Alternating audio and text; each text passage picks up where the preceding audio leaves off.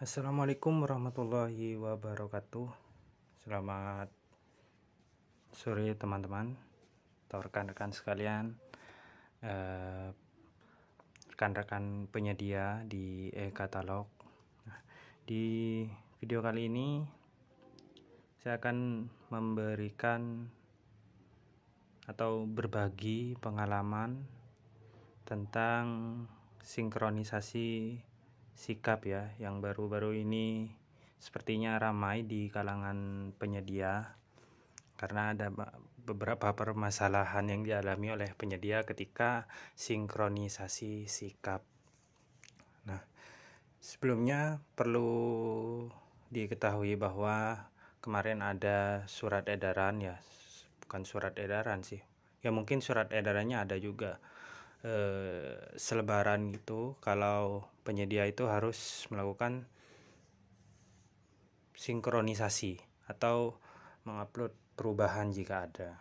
Nah, masalahnya di beberapa rekan-rekan penyedia itu ada yang ketika proses tarik NIB itu gagal. Ada juga yang masih belum paham cara sinkronisasi, dan ada juga beberapa yang tidak bisa tarik NIB di menu akta, di sikap. Sebelum melakukan sinkronisasi, kita harus memastikan bahwa akun data sikap kita itu benar ya. Sekarang kita coba beralih ya. Jadi buat rekan-rekan yang melihat video ini harus menonton secara full ya, supaya tidak salah paham, supaya paham juga. Nah, ini adalah web sikap. Nah, jadi awal-awal itu kita harus cek data kita yang kita daftarkan di sikap. Nah, mulai dari NPWP 16 kalau ada dimasukkan juga, itu NIK kan ya. Lalu yang penting adalah ini KSWP. Jadi harus melakukan sinkronisasi KSWP, memvalidasi. Caranya cukup simple ya. Di sini kita cukup menekan cek NPWP saja untuk NPWP. Nah, lalu setelah muncul seperti ini bisa tekan validasi. Seperti itu. Kita tunggu. Nah, seperti itu. Nanti akan muncul logo verified. Sama juga di KSWP, juga menekan cek KSWP, lalu lakukan validasi.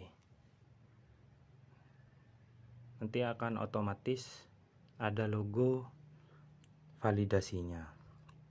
Nah, setelah kita mengecek di sini di halaman awal, itu biasanya NPWP.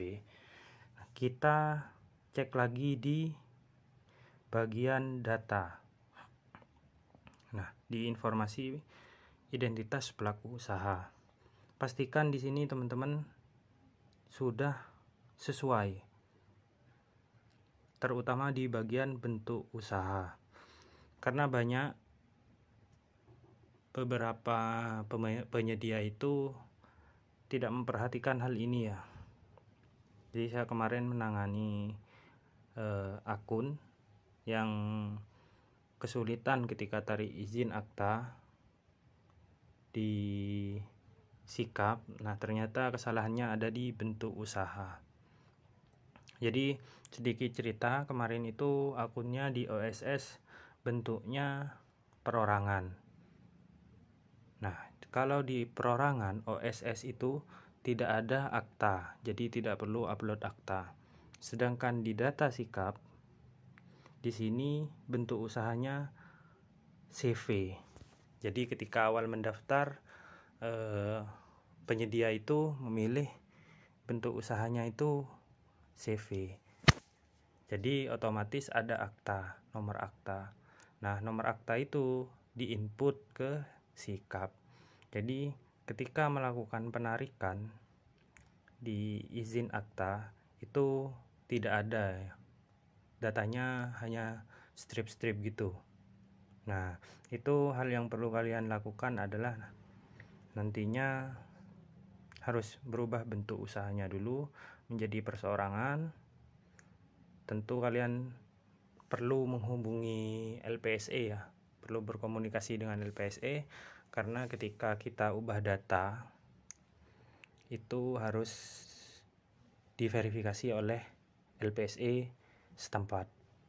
Nah, proses ubah data itu lewat tombol ini ya, ubah, tombol ubah, lalu nanti akan muncul kolom-kolom untuk menginput data.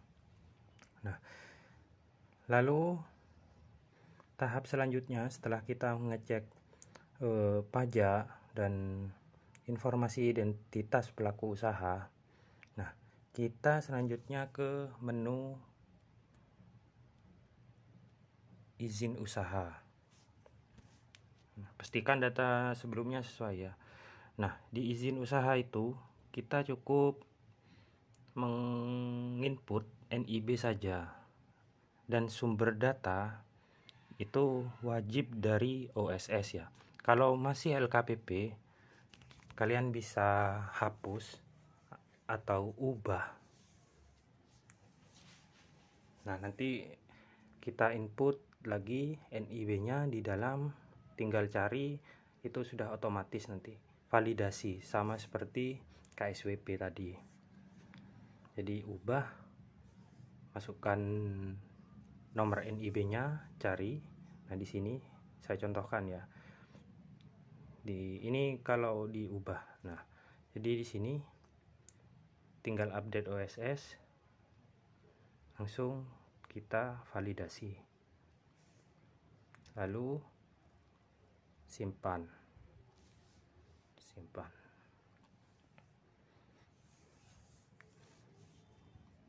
Nah, setelah di izin usaha sumber datanya dari OSS, selanjutnya kita ke menu akta.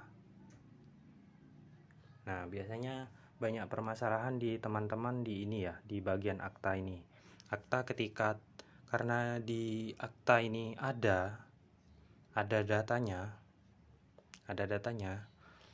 Jadi ketika proses tarik data, kalau di OSS bentuknya usahanya adalah perseorangan, itu tidak akan bisa tarik data ya. Jadi ini munculnya seperti ini. Nah, itu kalau ada akta nanti munculnya seperti ini. Dan ketika nanti ditarik di LKPP akan ada notifikasi akta tidak sesuai. Nah, itu. Jadi kalau ada notif akta tidak sesuai, berarti kesalahannya ada di sini kalau perseorangan. Beda halnya dengan PT atau lain-lainnya yang memang berbadan hukum, itu harus mengisi badan hukum kan, nomor AHU di OSS. Jadi nomor yang kita input di OSS kita input saja di sini. Tinggal kita tambahkan, lalu kita masukkan nomor akta, tanggal, dan notarisnya. Nomor akta ditulis lengkap ya, bukan nomor surat keluarnya saja, tapi kode-kodenya dan tahunnya itu langsung dimasukkan semua. Jadi itu kalian bisa tarik data NIB. Sedangkan kalau perseorangan itu kosong kan ya, seperti ini kosong. Itu kosong, kita tidak perlu tarik NIB karena memang tidak ada datanya. Tapi ketika di sini ada data, nantinya di LKPP akan ada akta tidak sesuai keterangan itu. Jadi kalau perseorangan dibiarkan kosong. Kalau ada kesalahan pengisian bentuk usaha di awal di CV, di sini pasti ada ya. karena ketika memilih CV itu kita bisa memasukkan nomor akta, di sini ada. Nah, itu kita harus mengajukan perubahan dulu ke LKPP, bentuk usahanya menjadi perseorangan, lalu kita tarik NIB. Nah, jadi itu ya, berarti kalau perseorangan kita tidak perlu tarik akta NIB, sedangkan kalau berakta atau berahu bentuknya bukan perseorangan, itu kita harus input dan tarik akta NIB. Sumber data harus dari OSS. Nah, selanjutnya kita ke menu pajak ya. Nah, di sini di menu pajak kita cek apakah KSWP-nya valid. Nah, seperti yang di depan tadi, rekan-rekan. Jadi di sini valid sudah ya. Nah, setelah semua data ini benar, sudah kita cek semua, sudah benar, sumber data sudah dari OSS semuanya. Selanjutnya kita beralih ke e-katalog. Nah, jadi ini di katalog ya. Di katalog di menu profil, lalu pengaturan. Nah, di situ akan ada menu sinkronisasi sikap ya. Di informasi penyedia itu kalian cari aja di tabnya itu, di tabnya di profil pengaturan. Nah, kita harus sinkronisasi sikap. Kita klik, tunggu. Nah, di sini ketika Anda menekan akan ada notif seperti ini jika sudah benar ya. Nah, jika kalian ingin langsung verified vendor, tidak menunggu keesokannya, saya ada tips. Kalian tekan saja sinkronisasi sikap secara terus menerus ya. Tekan selesai, muncul seperti ini, notifikasi ini data berhasil diperbarui, tekan lagi sampai di label penyedia itu ada tulisan verified vendor. Nanti jika kita menekan terus menerus akan verified ya, tanpa menunggu 1 hari, jadi langsung verified. Nah, untuk memastikan data apakah sudah benar dan apakah sudah verified vendor, kita bisa ke menu produk, lalu tambahkan produk, tambah produk. Ini ke produk, tambah produk.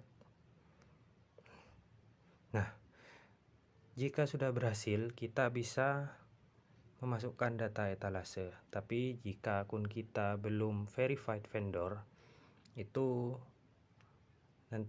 akan ada tulisan penyedia tidak memenuhi persyaratan verified vendor. Jadi seperti itu. Intinya sinkronisasi di e-katalog itu sangat simpel ya. Hanya kita butuh teliti saja di sikap dan beberapa berkas-berkasnya, beberapa klasifikasi usahanya, bentuk usahanya. Jadi itu, jika kalian ada pertanyaan seputar e-katalog, sikap, dan OSS, silahkan tulis di komentar. Jika saya bisa menjawab, nanti akan saya teruskan dengan membuat videonya. Oke, terima kasih. Jangan lupa like dan subscribe-nya.